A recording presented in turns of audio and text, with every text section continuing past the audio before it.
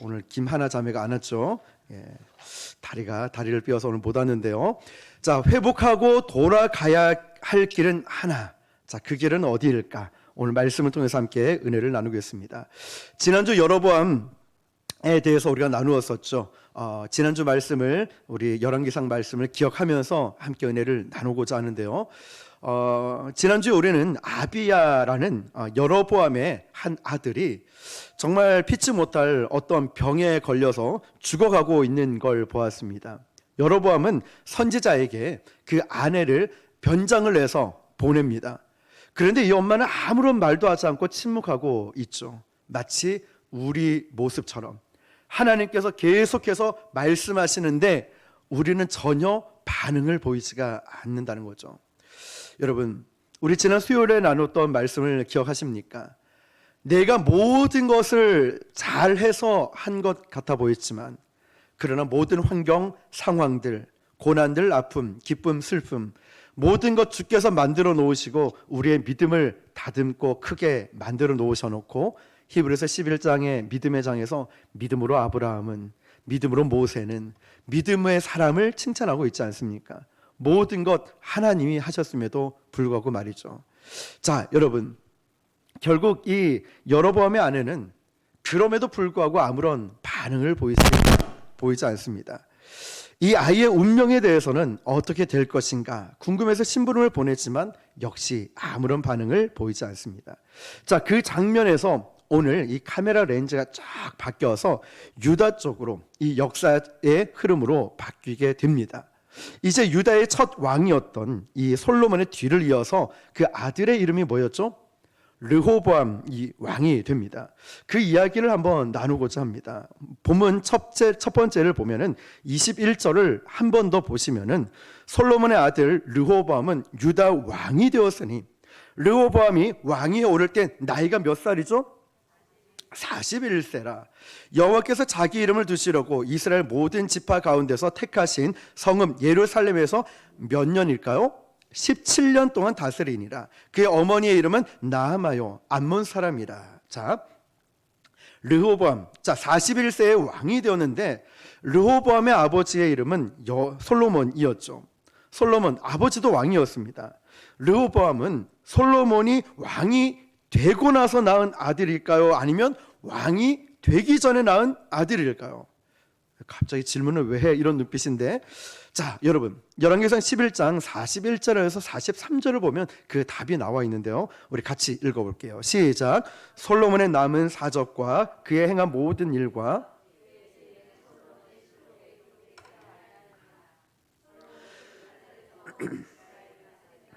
40년이라. 솔로몬은 그의 조상들과 함께 잠에 그의 아버지 다윗의 성읍에 장사되고 그의 아들 르호보암이 대신하여 왕이 되니라. 아멘.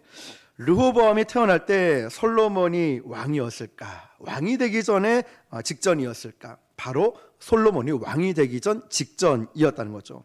왜냐하면 솔로몬은 몇 년을 통치했냐면 40년을 통치했습니다. 그리고 지금 죽었어요. 그런데 르호보암이 바로 이어 왕이 될 때 나이가 몇 살이라 했죠? 그쵸, 41세, 41살이죠. 그러면 이렇게 이야기가 되는 겁니다. 솔로몬이 왕이 되기 직전에 태어난 아들이 르호보암이라는 거예요. 기억하십시오. 솔로몬 왕이 되기 직전에 그 아들이 태어난 거예요, 르호보암이. 그리고 이제 솔로몬이 41년 통치하는 기간 동안에 이 아들 르호보암도 태어나서 왕궁에서 보내게 됩니다. 그러니까 왕궁에 있으니까 솔로몬의 통치를 겪고 또 보면서 자랐겠죠. 그러면 솔로몬에게 한 여자만 있던 게 아니라 몇 명의 여자가 있었죠? 1000명이나 있었어요. 그런데 이 1000명을 두 부류로 나눌 수가 있습니다. 첩이 300이고 그리고 이 첩은요 일반 사람 누구든지 첩이 될 수 있었습니다. 후궁이 몇 명이었냐? 700명이었어요. 근데 이 후궁은 아무나 될 수 없습니다. 왕실 계통의 혈통이 아니면 후궁도 될 수가 없다는 거죠. 그러면 솔로몬은 700명의 후궁을 일하는 이 여인을 데려다 놓으면서 주변에 있는 이 여인들이 자기 아들을 왕자로 삼고 싶어서 얼마나 혈기가 등등했겠습니까? 둘러싸고 있는 이 700명의 여인들은 굉장히 살기 그리고 굉장히 무서운 살벌한 시간이었을 거예요. 저마다 자기 아들을 왕으로 세우고 싶었으니까 말이죠. 그런데 이 성경에 생략된 역사가 쓰여져 있기 때문에 이런 피비린내 나는 이런 치열한 각축전이 다 생략이 되어 있습니다. 그런데 생략이 됐다 할지라도 어느 정도 우리는 추측을 해볼 수 있습니다. 왜냐하면 다들 자기 아들을 왕자로 삼고 싶은 마음이 있기 때문에 이 얼마나 그런 살벌했던 분위기가 대충 짐작이 되지 않습니까? 이 얘기를 왜 제가 하냐면 다시 오늘 본문 돌아오면 21절 말씀이었죠. 확실히 솔로몬의 왕이 되기 1년 전에 태어난 아들이 이름이 르호보암이었다는 거죠. 자, 두 번째로 보면 여호와께서 자기 이름을 두시려고 이스라엘 모든 지파 가운데 택하신 성 예루살렘을 몇 년 동안 통치하죠? 17년이죠. 17년 동안 다스립니다. 그 어머니의 이름이 뭐라고 돼 있죠? 나아마. 어느 지역 사람이에요? 암몬 사람. 암몬은 이방 땅이거든요. 원래 북이스라엘이든 남유다이든 왕실 혈통 중에 어머니가 소개되는 법은 거의 없어요. 그런데 거의 우리가 기억하는 것 정도는 밧세바 정도는 기억하죠. 왜냐? 밧세바는 솔로몬이 왕이 될 때 혁혁한 중요한 역할을 했던 어머니였거든요. 그렇다면 여기 어머니가 왕실 혈통에 소개될 정도의 이 나아마요, 또 암몬 사람의 여자라, 왜 그 여인의, 그 어머니의 이름이 왜 등장하게 되었을까요? 르호보암은 바로 왕권을 바로 이어서 이 나라의 왕이 되는데 가장 중요한 영향력을 끼쳤던 사람이 누구라는 뜻이 될까요? 바로 그 어머니 나아마요. 어느 지역 사람요? 암몬 사람. 이방 땅이었다는 거죠. 암몬 족속.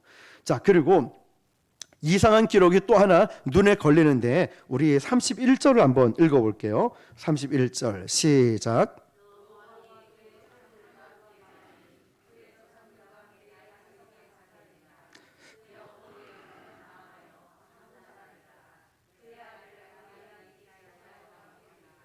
아멘. 자, 그 어머니의 이름이 또 뭐라고 등장을 하죠? 자, 또 등장을 해요. 암몬 사람이라고. 통치를 막 시작할 때도 어머니의 이름이 등장하죠. 나아마, 암몬 여자라고. 그리고 그가 숨을 거두고 이제 통치 17년에 마무리 지을 때도 누가 또 등장합니까? 어머니, 혈통, 나아마가 등장해요. 자, 여러분 한번 생각해 보세요. 태어났을 때 예를 들어서 이지훈이라는 아기가 태어났는데 엄마 이름이 소개되고 이지훈이 죽을 때가 됐는데 엄마 이름이 등장해요. 그러면 이 분위기가, 이 뉘앙스가 어떤 느낌이 들지 대충 짐작이 오죠. 르호보암은 통치 기간 동안에 어머니의 이야기로 시작해서 어머니의 영향력을 통하여서 또 유다를 다스리면서 유다 속에 일어났던 일들이 대충 어머니의 치마폭에서 해서 어떻게 보냈는지 우리는 짐작이 간다는 거죠. 그러면 르호보암은 누구의 영향력 아래 있었을까요? 어머니의 영향력에 있었다는 거죠. 자, 왕이 되었는데도 어머니가 역할을 했고 통치 기간 내내 어머니의 영향력 안에서 시작도 어머니 이름으로 시작하고 마지막도 암몬 여인의 소개로 그 일생이 마무리된다는 거죠. 이것은 성경 기자가 의도적으로 이 부분을 드러내고 있다는 거예요.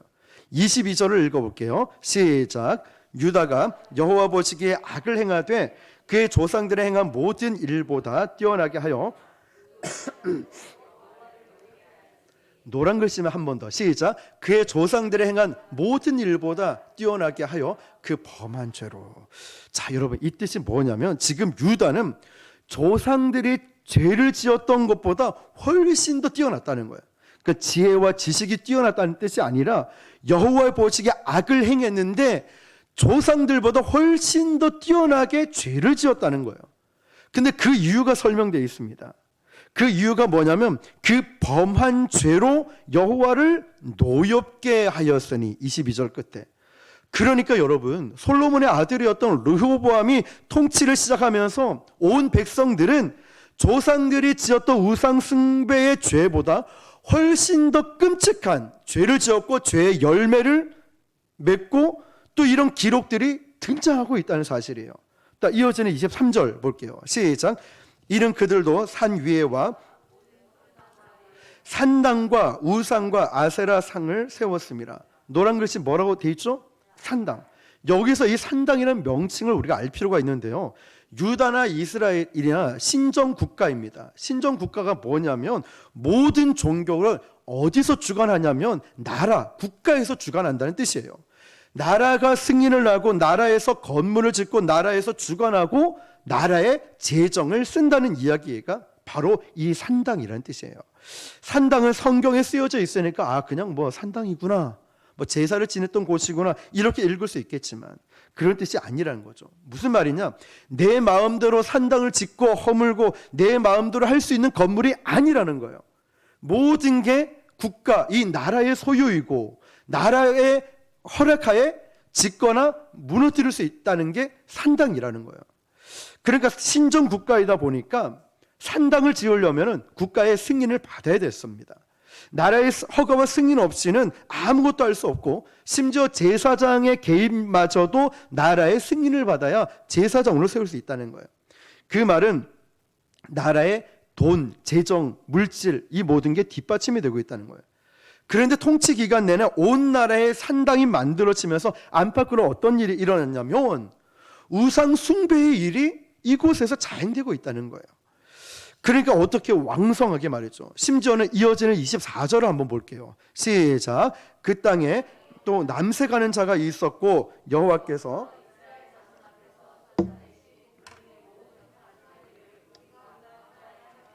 아멘. 여기 남색하는 자라고 되어 있죠. 동성애를 말하는 게 아니라 여기서 남색하는 자라는 것은 성전에요 창기들을 의미하고 있어요. 뭐냐? 여기는 남자 창기가 있고 여자 창기가 있었어요. 창녀같이. 그럼 이 사람들이 제사장을 옆에서 도와주는 역할을 하는데 어떻게 하냐면 백성들의 이 제사를 도와주기 위해서 백성들이 산당이나 성전에 들어오면 이들은 신들과 교접한다. 그 신접한다는 의미로 어떤 퍼포먼스, 행위를 합니다. 어떻게 하냐? 그 산당, 그 성전에서 이 남자와 여자가 성관계를 맺으면서 이게 종교의 이름으로 심지어는 하나님의 이름으로 벌어지고 있는 거예요. 이게 바로 남색하는 자 이 뜻인 거예요. 뭐냐면 하나님의 이름으로. 우리 얼마 전에도 10년 있다가 출소했던 JMS가 또 나오자마자 뭐 각 여자들 모아가지고 지금 막 그 인터뷰도 하고 기자회견하고 했지 않습니까? 그게 왜 그러냐? 그래야 자기가 하나님이니까 하나님을 만나는 거래요. 허모 씨도 그랬잖아요. 자기가 막 이렇게 다 만지고 다 하면서 내 길을 너에게 에너지를 넣어주기 때문에 지금 난리 났지 않습니까? 이런 일들이 하나님의 이름으로 자행되고 있다는 거예요. 그런데 놀랍게도 이 모든 과정들이 그 돈이 국가의 재정과 국가의 이름으로 진행되고 있다는 거예요. 우리나라에서도 자행되고 있는 것처럼 말이죠. 우상 숭배가 이런 게 꽤 많다는 거예요. 24절 아까 말씀처럼 그 땅에 또 남색하는 자가 있고 또 여호와께서 이스라엘 자손 앞에서 시작 쫓아내신 국민의 모든 가정한 일을 무리가 본받아 행하였더라. 무슨 얘기냐면요, 하나님께서 이 백성들을 가나안 땅에 약속을 하셨고 들여보냈더니 헤렘법이라는 걸 주셨어요. 헤렘법이 뭐냐면 우리 예전에 모세오경 배울 때 또 여호수아도 배울 때 진멸법이라고 있었어요. 정복할 때 진멸법은 뭡니까? 생명이 붙어있는 걸 다 죽이라는 거잖아요. 하나도 남기지 말고 진멸해라 이 뜻이에요. 이 헤렘법도 비슷한 거예요. 모든 것을 죽이고 진멸하고 내쫓으라고 하나님은 명령하셨다는 거예요. 그리고 하나님의 은혜로 그들이 순종하는 곳마다 승리를 주셨고 그걸 다 내쫓았습니다. 근데 아이러니한 게 뭐냐면 가나안 안에서 벌어지고 뭐가 벌어지냐면 멸절하고 다 내쫓았는데 그들이 숭배하고 있는 우상 문화는 그대로 남아있다는 거예요. 그러니까 다시 말하면 우리가 다른 거는 다 끊었는데 나는 죄도 끊고 외적으로 보이는 건 다 끊었는데 막상 교회 안에 들어와 보니까 이런 일들이 막 곳곳에서 일어나고 있다는 거예요. 여러분, 이 우상 숭배가 다른 건 다 됐는데 가나안 땅 안에 남아있다는 거예요. 이스라엘의 정신과 신앙을 점령하고 이런 일들이 이런 일들을 이야기하는 거예요. 그런 관점에서 우리는 이 본문을 다시 봐야 돼요. 지금 산당에서 우상 숭배하는 이 장소가 나라의 돈을 받고 남색하는 자, 즉 도와준다는 의미로 막 성관계를 하면서 이게 하나님과 신접하는 거다, 우상과 신접하는 거다, 이런 일들이 산당, 제사장, 그 제사 드리는 그런 예배당에서 이루어지고 있다는 거죠. 자, 그런 관점에서 보는 거예요. 그러면서 아까 노란 글씨, 쫓아내신 국민의 모든 가정한 일을 무리가 본받아 행하였더라. 그러면 하나님께서 이런 일들을 보고 어떻게 조치하셨을까? 나라가 지금 이 지경이 되고 말하는데 하나님이 어떻게 조치하셨을까요? 이때 이상한 일이 일어나요. 국가에 이상한 일이 일어나요. 하나님의 조치하시는 25절을 이어서 읽어볼게요. 시작. 르호보암 왕 아멘. 자, 예루살렘을 치고, 이거는 전쟁이 일어났다는 뜻이죠. 갑자기 전쟁이 일어났어요. 갑자기. 물론 이것을 이제 국방의 차원에서 또 정치적으로, 경제적으로, 사회학 차원으로 이런 시각을 보고 분명히 뭐 할 수도 있었겠죠. 그런데 우리는 뭐 사회나 경제냐 국방이냐 이런 차원에서 접근하는 게 아니라 어떤 이 시각을 놓쳐서 안 되는 게 있어요. 뭐냐면 정치, 경제, 사회 이게 아니라 하나님이 왜 갑자기 이때 전쟁을 일으켰을까, 이거예요. 우리에게 적용해 보면 왜 갑자기 나에게 아픔을 주셨을까? 왜 갑자기 잘 되던 일들이 멈춰지고 왜 갑자기 나에게 아픔이 오고 고난이 올까? 자, 왜라는 시각으로 볼 필요가 있어요. 갑자기 대제국 애굽은 이스라엘과 굉장히 친할 수밖에 없는 혈맹이었습니다. 왜냐? 솔로몬의 장인 어른이 누구였죠? 애굽의 바로였습니다. 21대 바로였어요. 그런데 그 바로가 죽고 나서 지금 애굽은 22대 시삭이라는 바로라는 뜻은 왕이라는 뜻이죠. 왕. 바로 왕 이 뜻이야. 잘못된 거죠. 자, 22대 바로가 등장해요. 왕이. 그 이름이 시삭이라는 사람이에요. 그리고 돌변해가지고 유다를 침공을 하는데 성경에 기록된 역사니까 우리가 읽으면서도 야, 어떻게 타이밍이 절묘하게 그랬을까?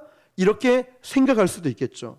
그런데 여러분, 이게 정말 이 우연히 일어난 게 아니라는 걸 아시겠죠, 여러분? 다행히도 이 역사가 얼마나 이제 중요한 역사였든지 역대 유대 고대 사회 전쟁에서 이 사건이 아주 구체적으로 기록이 되어 있습니다. 자, 이 부분은 일반 역사인데요. 그 사료로 남아있는 유대 고대 사회에 보면은 그 부분을 발췌한 부분을 제가 잠깐 읽어드릴게요. 시삭은 르호보암 제위 제5년에 수십만 명의 병사를 거느리고 유다를 침공했다.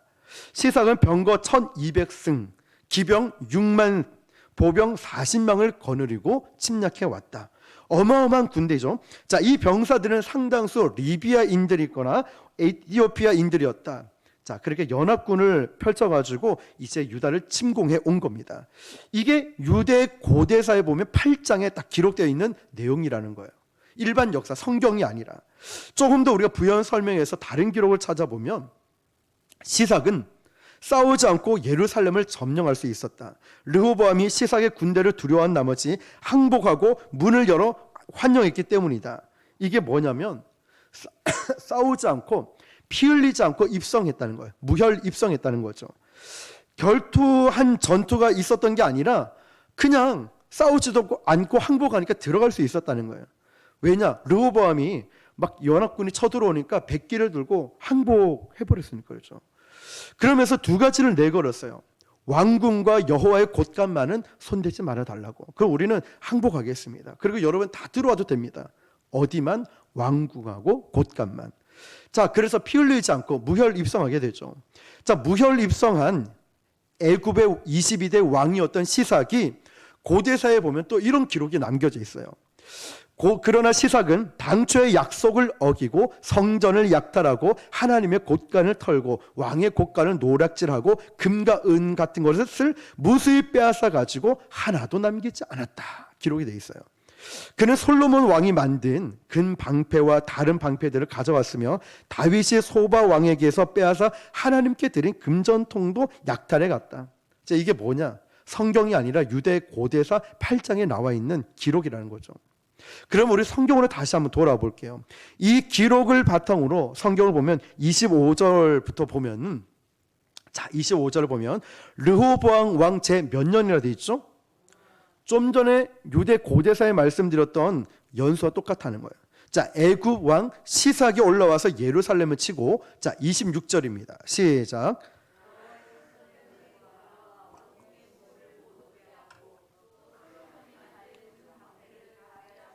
아멘.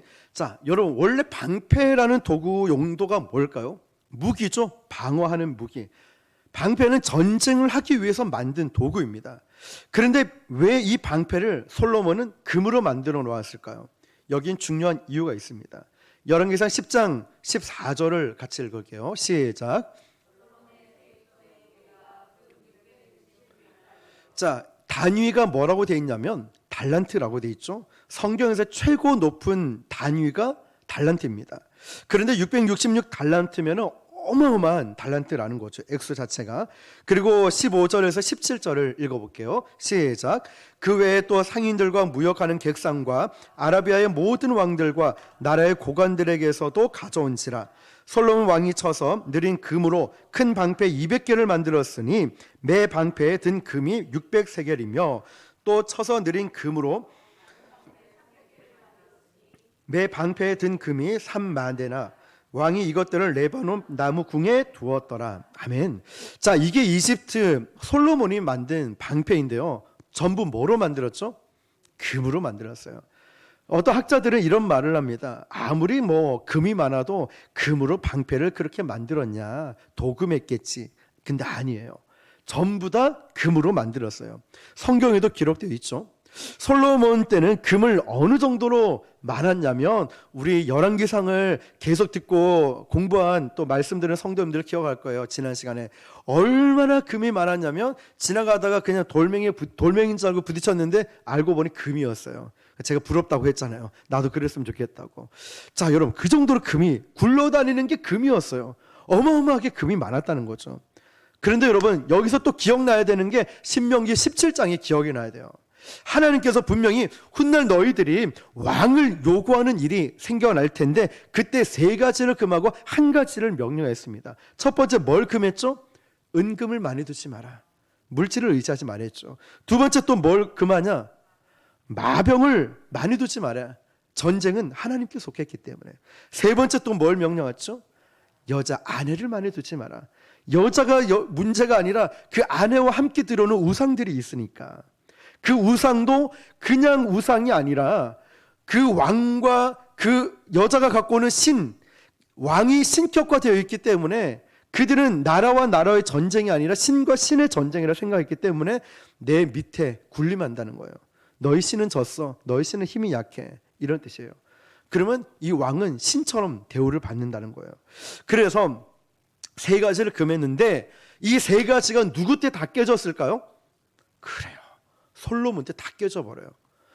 우리가 지금까지 봤듯이 솔로몬은 은금을 얼마나 길에 막 보이듯이 막 돌에 부딪히듯이 후궁 첩까지 1000명 뿐만 아니라 여러분, 말을 많이 두지 말았지만 이 전신에 애굽처럼 마병을 많이 두지 않습니까? 한 가지 명령한 게 뭘까요? 항상 왕 옆에 말씀을 등사해서 기록하고 외우라고, 말씀을 가까이 두라고 했습니다. 그래서 세 가지를 금했고 한 가지를 명령했거든요. 그런데 이 솔로몬 때 이게 다 깨져 버려요. 여러분, 이때 나오는 방패도 바로 전쟁용이 아니라 의전용이었어요. 그냥 보이기 위한. 이 방패가 언제 쓰였냐면 왕이 왕궁에 입궐할 때, 성전에 들어갈 때 입구에서 시위대들이 쫙 세워져 있습니다. 그때 이 금방패를 들게 해요. 팔레스타인 지역의 태양이 얼마나 뜨거운지 그 입구에서 와 왕이시여 막 흔들면은 번쩍번쩍 하는 거예요. 이렇게 방패를 흔드는 거예요. 왕이시여 만수무강하십시오. 왕이시여 최고입니다. 위대한 우리 왕이시여 막 흔드는 거예요.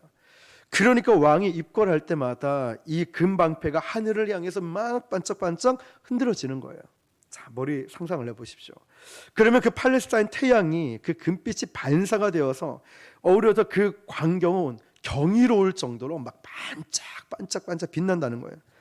바로 그 용도로 쓰여진 게 금방패였습니다. 그게 고대사에도 기록이 되어 있고 오늘 성경의 역사에도 기록되어 있듯이 애굽의 시삭이 22대 애굽의 바로였죠. 왕이 시삭이 침공을 해서 제일 먼저 걷어간 게 뭐였죠? 금방패였다니까요. 금방패. 하나님보다 더 사랑했던 금방패. 여러분, 모든 우상의 동기와 시작이 어디서부터 시작되는지 아십니까? 하나님을 대용하고 하나님을 대신하고 하나님보다 높아지고 하나님보다 더 사랑하는 여기서부터 우상 숭배가 시작이 되는 거예요. 내가 사랑했던 모든 것을 내려놓고 찬양을 부르죠. 하나님보다 더 사랑하는 게 있으면 우상이라고 하잖아요. 그래서 여기서 아주 몸서리치게 나오는 표현 하나가 이 성경에 보면 기록이 되어 있습니다. 아주 쉽게. 다시 본문 들어와 보면 26절, 27절을 우리 정말 한번 다시 진지하게 읽어볼게요. 시작. 여호와의 성전의 보물과 왕궁의 보물을 모두 빼앗고 또 솔로몬이 만든 금방패를 다 빼앗은지라 놋으로 방패를 만들어 왕궁 문을 지키는 시위대 대장의 손에 맡기며. 자, 제일 먼저 뺏어간 게 뭐였죠? 금방패였어요. 그만큼 그들의 애지중지했던 거였죠.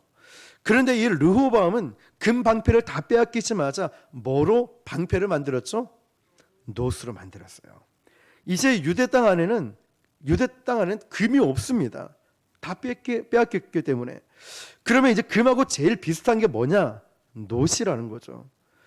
어느 작가가 놋과 금으로 그릇을 만들어 놨는데 얼마나 반짝반짝반짝하게 만들었는지 어떤 게 금이고 어떤 게 놋인지 구분을 못할 정도로 그렇게 비슷하게 외형적으로 만들어 놨다고 합니다. 그러니까 솔로몬이 금방패 대신에 지금 놋방패를 만들어 놓은 거예요. 그런데 이 놋방패마저도 이제는 얼마나 귀한 존재가 되었는지 28절에 보면 재밌는 기록이 하나 있습니다. 시작. 왕이 여호와의 성전에 들어갈 때마다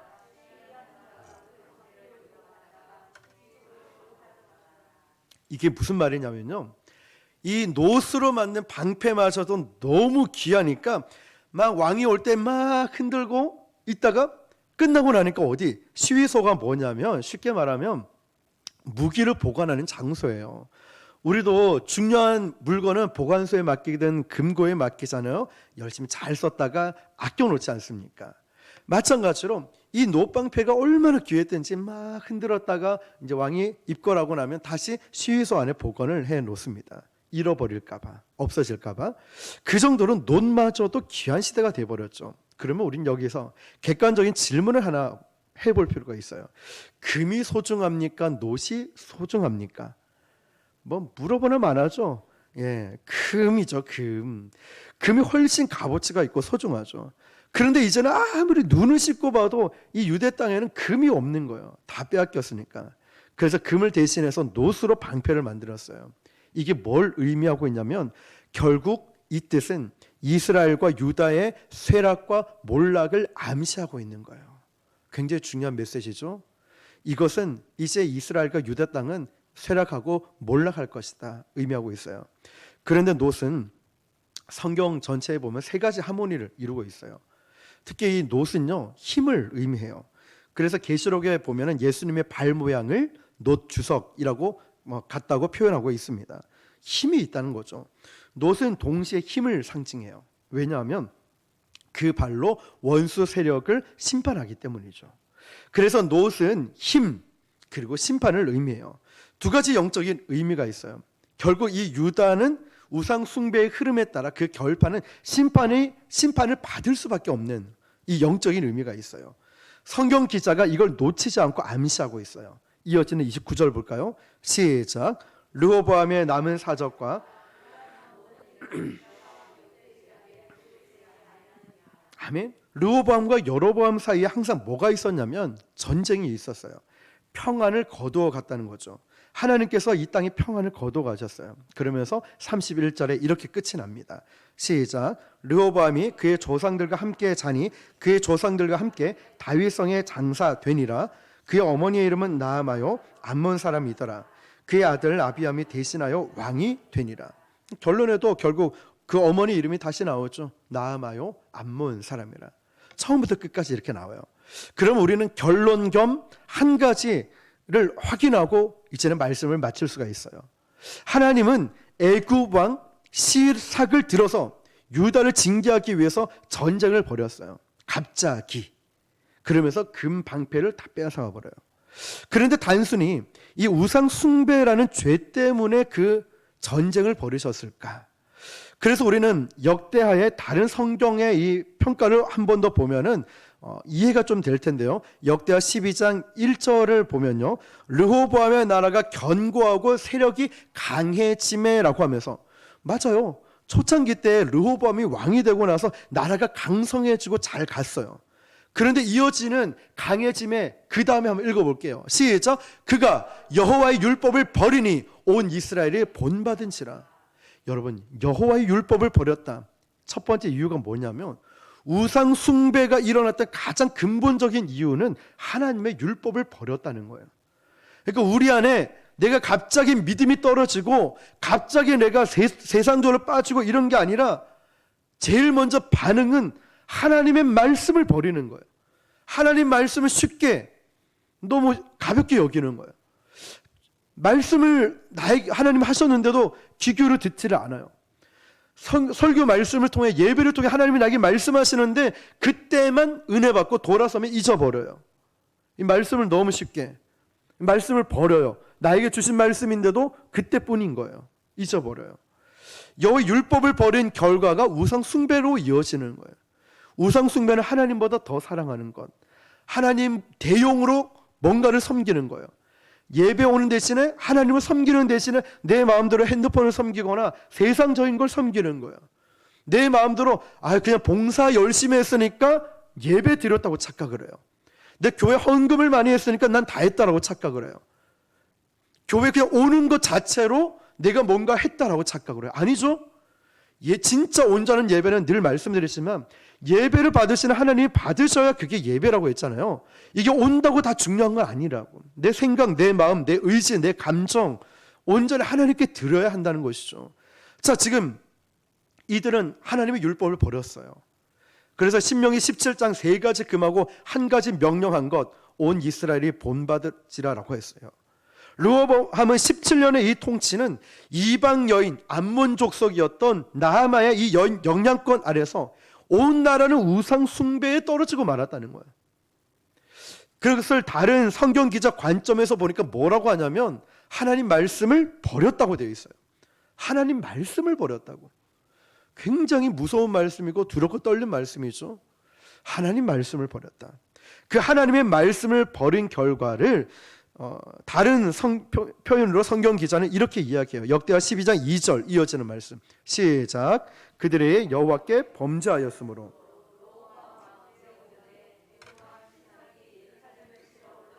아멘.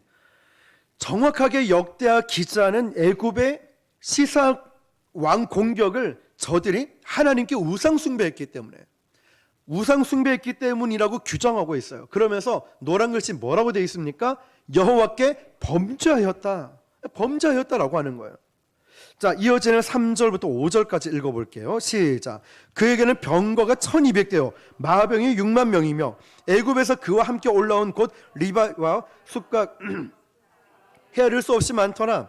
시삭이 유다의 견고한 성읍들을 빼앗고 예루살렘에 이르니 그때 유다 방백들이 시삭의 일로 예루살렘에 모였는지라. 선지자 스마야가 르호보암과 방백들에게 나와 이르되 여호와께서 이같이 말씀하시기를 너희가 나를 버렸으므로 나도 너희를 버려 시삭의 손에 넘겨놓으라 하였다 한지라. 이 말씀 노란 글씨 잘 보셔요.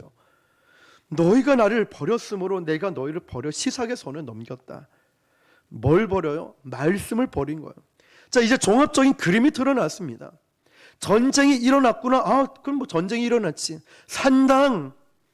그 산당이 그냥 산당이 아니었잖아요. 우상 숭배가 막 자행되고 있었잖아요. 전쟁이 일어나니까 유다 방백들, 우리에게 적용해 보면 나에게 문제가 일어난 거예요. 어려움과 고난이 있는 거예요. 자, 그렇게 유다 방백들, 즉 지도자들은 큰일 났다. 대안을 내라. 어떻게 하면 좋겠냐. 전략을 짜봐라. 막 이런 전략 회의를 모였는 거예요. 그때 감론을박하고 있는 사이에 정치적으로 해결해야 될까? 아니, 외교적으로 해결해야 될까? 경제적으로 문제를 풀어볼까? 온갖 세상적인 방법들을 쏟아낼 때에 선지자가 딱 등장합니다. 그 이름이 스마야였어요. 스마야 선지자가 일어나서 하나님의 말씀을 받아 대언하는데 이런 이야기가 나오죠. 다시 한번 띄워주시고요. 5절 말씀 노란 글씨요. 시작.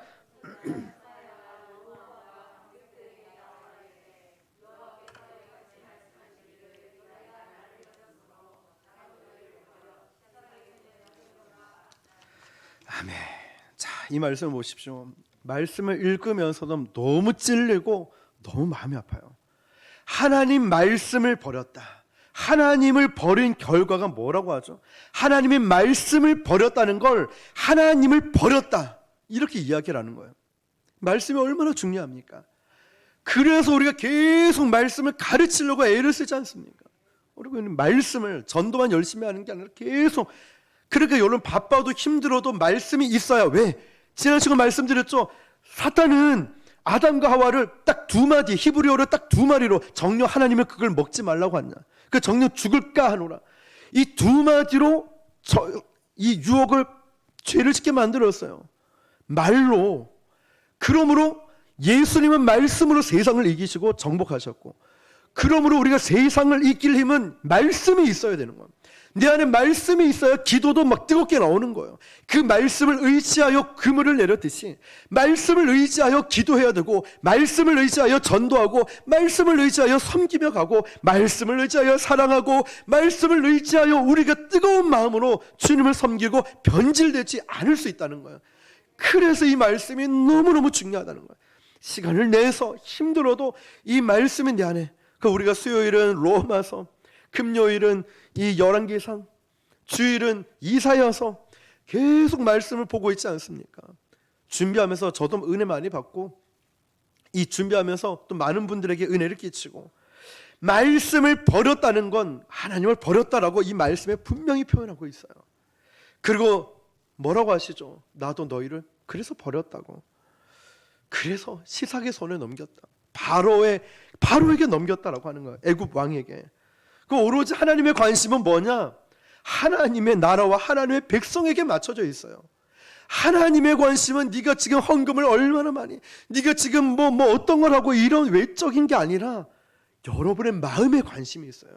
여러분의 중심의 마음이 어떤지 거기에 관심이 있어요. 하나님의 나라와 하나님의 백성에게 하나님의 온 마음과 온 시선이 쏟아져 있다는 거예요. 너 힘들지 않니? 아프지 않니? 외롭지 않니? 도움이 필요하지 않아? 힘을 내. 조금만 더 참아봐. 온 전신에. 하나님은 단지 그들을 사랑하는 방식으로 이렇게 여러 가지 보조체로 막 시삭도 보내기도 하고, 금방패 다 빼앗아가기도 하고. 왜냐? 고통을 주는 게 목적이 아니에요. 돌아오라는 거예요. 돌아오라고. 하나님께로 돌아오라고. 왜 엉뚱한 거 바라보고, 엉뚱한데 너의 마음을 쏟고 너의 시간과 물질을 다 쏟고 있냐고. 그런데 집중하지 말고, 지난 수요일 말씀처럼, 주일 말씀처럼 내가 죽어야 되는 거예요. 십자가 앞에서 내가 내려놓고 죽고, 자존심도 다 내려놓고, 그래야 교회가 살고, 그래야 공동체가 살기 때문에 내가 먼저 죽는 거예요. 내가 먼저 내려놓는 거예요. 내가 먼저 용서하고 내가 먼저 품는 거예요. 이게 그냥 지식적으로만 그런 게 아니라 정말 그 상황에 맞닥뜨려졌을 때 한 번 더 참고, 두 번 더 참고, 기도의 자리로 나가면서, 하나님 제 마음이 이렇습니다. 하나님 제가 이렇게 마음이 아픕니다. 억울합니다. 다 쏟아놓는. 참 그럴 때마다 우리 주님이 만지심이 느껴져요. 위로하심이 느껴지고, 너 잘 참았어. 잘 견뎠어. 그래, 네가 죽어야, 이 목사 네가 죽어야 교회가 산다. 우리 보고도 말씀하시는 거예요. 여러분, 강대국에 우리의 운명이 있는 게 아니에요. 우리가 돈 많이 번다고 우리의 운명이 거기서 결정되는 게 아니고, 북한이 미사일을 쏘든, 또 러시아에서 우크라이나를 침공하든, 미국이 어떻든 중국이 어떻든, 거기에 우리의 운명이 있는 것이 아니라 역사의 주인이신 하나님께 우리의 운명이 있는 것입니다. 율법을 버린 걸 뭘 버렸다고 정리하고 있습니까? 나를 버렸다고, 하나님을 버렸다고. 그렇다면 오늘 이제 마지막 주제 제목에 도달하게 되죠. 우리가, 저와 여러분들이 회복하고 돌아갈 길은 하나밖에 없다는 것. 누구에게로 가야 될까요? 그렇죠. 하나님께로, 여호와께로 돌아가는 거예요. 그가 우리를 찢으셨으나, 우리를 아프게 하셨으나 결국 우리를 싸매시고 회복시켜 주시는 우리 주님께로 돌아가야 돼요. 다시 우리는 그리스도의 순결한 신부가 되는 거예요. 여러분, 우리 한국 교회 안팎으로 참 얼마나 많은 타협들과 비본질에 집중하고 그 본질의 자리에 엉뚱한 게 앉아있는 일들이 얼마나 많습니까? 이제 개척 4년 조금 넘어가는 우리 교회가 무슨 한국 교회를 두둔하고 있냐 이런 말을 할지 몰라요. 실제로 제가 책을 썼을 때 CBS 방송국에서 인터뷰 왔을 때 굉장히 마음이 상했어요. 누구라고 말씀을 못 드리지만 국장님이 와서 목사님 이런 거는 교인 한 300명 되고 나서 이런 책을 써야 되는 거 아닙니까? 얼마나 자존심 건드려서 제가 인터뷰를 못할 뻔했어요. 하나님의 지혜를 주시는 거예요. 국장님, 이미 300명, 500명 된 교회에서 이런 책을 썼다면 다른 개척 미자리 힘든 교회들의 공감이나 하겠습니까? 이해가 되고 공감하겠습니까? 당연하게 생각하죠. 그렇지만 저희같이 이제 시작하는 이 교회가 전도를 열심히 해서 전도자 코칭 노트를 딱 썼을 때 실제로 제가 경험해서 우러나 이 책을 썼는데 다른 시작하려는 교회가 얼마나 큰 힘이 되겠습니까? 그러면서 그때부터 한국 교회를 품는 마음, 비전을 주셨어요. 우리 교회가 겉으로 보기에는 작아도 하나님 보기에는 위대한 교회입니다. 바로 저와 여러분이 교회라는 거죠. 부곡순복음교회. 자, 여러분, 금을 대신해서 우상 숭배의 시작이고 바로 우리가 하나님을 대신하는 그 어떤 것을 그 자리에 놓기 시작했던 것 오늘 다 내려놓길 바랍니다. 그리고 결단합시다. 한 번 더 결단해요. 그 전에 우리가 수없이 결단했지만 오늘 한 번 더 결단해요. 그리고 역사의 주인이신 우리 하나님 앞에 다시 한 번 더 내 남은 생애를 걸어봅시다. 운명도 걸어봅시다. 조국의 운명도 맡기고 여호와께 돌아갑시다. 그럴 때 우리 주님이 책임져 주시는 놀라운 역사를 한번 경험해 보았으면 좋겠어요. 내 평생에 여호와의 선하심을 맛보아야 할지어다. 그 주님을 오늘 경험하는 시간 되길 바랍니다. 손을 높이 들고 기도하고 무릎 꿇고 기도하던 오늘 결심하는 그런 성도에게 하나님이 우리가 생각지도 못한 놀라운 은혜를 주실 거예요. 왜냐, 처음 찬양하는데 얼마나 마음이 뜨거워지는지, 설교는 준비했는데 기도만 계속 하고 싶은 거예요. 오늘 역사가 일어나겠구나, 오늘 기적이 일어나겠구나, 능력이 나타나겠구나, 이런 마음, 이런 사모하는 자에게 주실 줄 믿습니다. 오늘 저와 여러분들이 순결한 신부가 되어서 여호와께로 돌아가십시오. 그럴 때 주님의 놀라운 역사를 우리 모두가 경험하게 될 줄 믿습니다. 우리 이 시간 기도하겠습니다.